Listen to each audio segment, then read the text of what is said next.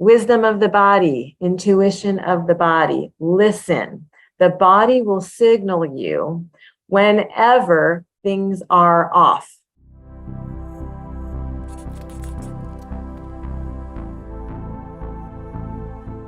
We are not living in a culture that teaches us how to pay attention to that. So let me remind you, pay attention to that. Sometimes I can just be standing next to someone in the grocery line and my heart or my gut, or sometimes my back will send a twingy signal like, woo, okay, we need to get a little bit more separation here, or be aware of what we're absorbing, or maybe put up a little bit more protection. You know, your body is going to signal you. And what happens is that we oftentimes only attend to the signals when they become more urgent, or when they become more annoying, or at the worst, when they become inflammation and an illness in the body. So if we can learn to attend to the subtle, which by the way is what channeling is, attending to the subtle communication from spirit, coming through our intuition, coming through our right brain, coming through our heart, coming through our imaginations, then we are integrated. Then we are whole beings operating as such. In our Q&A, someone wrote, can I assume that my guides will remember instructions, or must I remind them every day? For instance, I don't want them to offer information that I didn't ask for. How can I get accurate information if I am emotionally involved in the answer? These are fantastic questions. Your guides do not need to be reminded. The truth is, they already know you so well. They know each of us so well that the fact that we're even communicating it could be considered redundant, but it is actually very important, because offering our requests is the clarity that we need in order to refine those requests. So you send a request out there to your guides and they respond, and then your next job is to respond to what they delivered or what they co-created with you. And this is a refinement thing. So you might ask for a particular experience, relationship, situation, whatever it is, and then you get something, and then you say, thank you for listening, and for greater clarity, what I would like is, and then you refine it. And so this is the conversation, this is the dialogue that's most helpful to have with our guides. So they don't need reminding once you've communicated and you're in clarity about something, but they do want refining, okay? And then when you are emotionally involved, or I'll say attached, when you have emotional attachment to a particular response or outcome with your guides or with your channeling, for example, you're not a clear vessel. Is what I will say.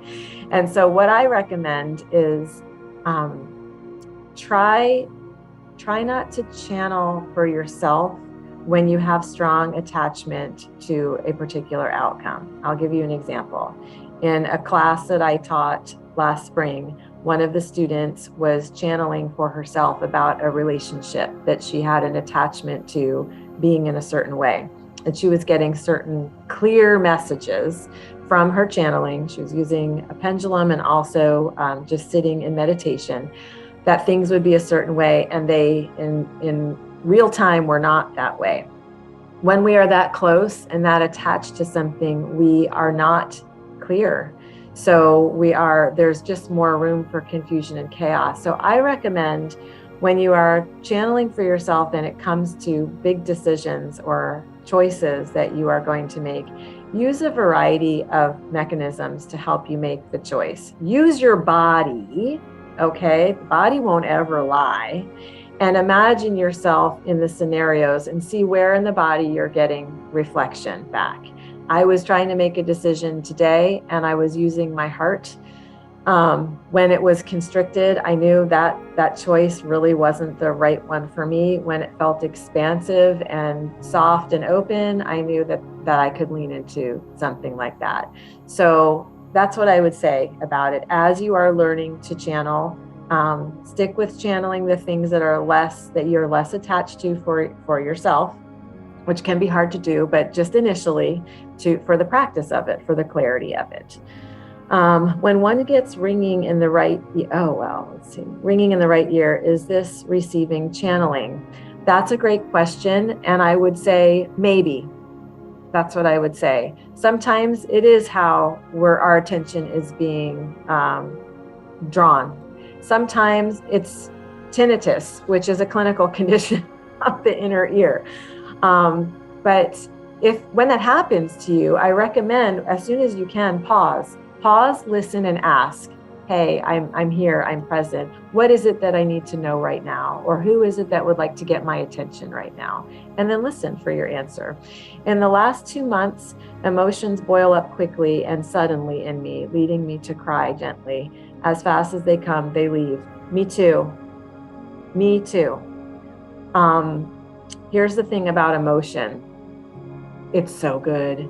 It's so important. Emotion is energy in motion. And for those of us that consider ourselves highly sensitive, deeply connected, tender-hearted beings, which I might argue is most everyone, if not everyone on this call, you are going to feel that. The global, the collective, we are in despair right now. We are in destruction.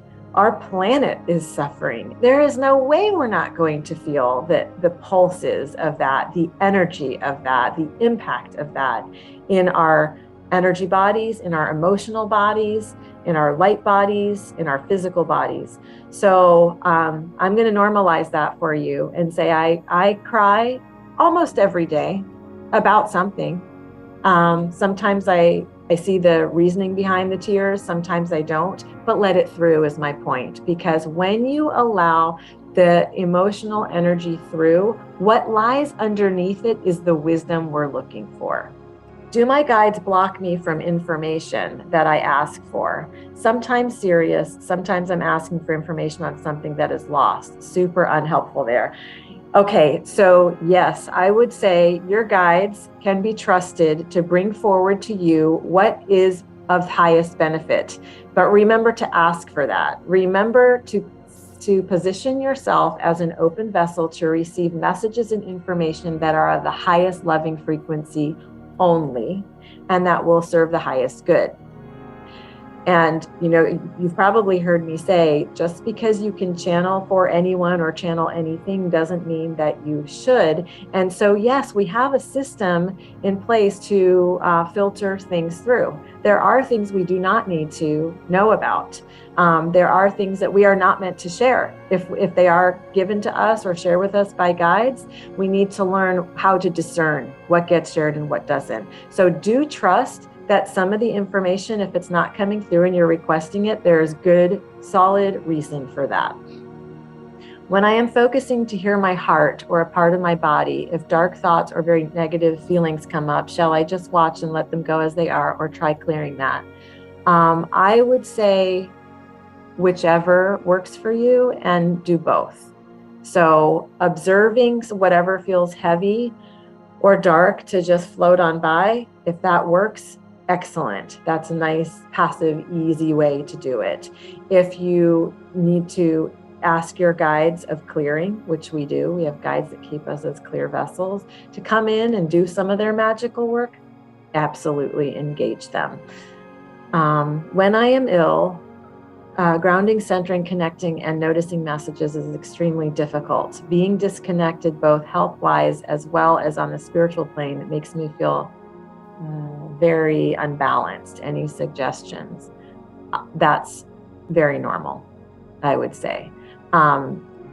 Ideally speaking, we would feel healthy and well and in flow whenever we're going to sit and receive messages. But obviously, our bodies there's stuff going around and we catch it.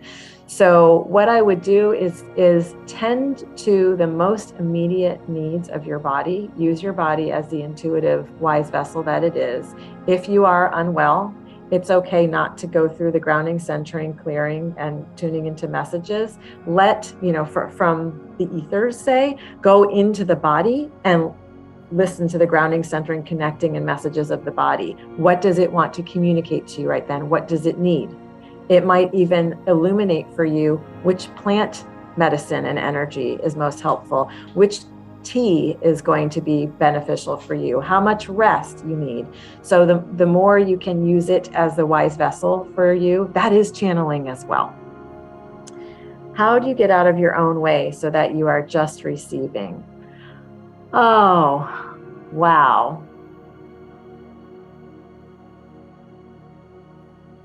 I'm trying to scan for a quick and easy and simple response to that. And there isn't one. I would say with a lot of practice. And I would say with the grace of the energetic beings of love that surround us. That's how we get out of our own way. It is, for me, an ongoing dialogue of, I'm willing to be wrong. This we have a hard time with in our culture, don't we? Being wrong. I'm willing to not totally understand everything that comes through. I'm willing to show up. Basically, that's how we get out of our own way, is we keep showing up to the practice, and we keep showing up to receive, and we keep showing up to the ritual and the things that we know set us up to be higher vibrational beings, the things that bring us joy and clarity and lightheartedness. Keep showing up.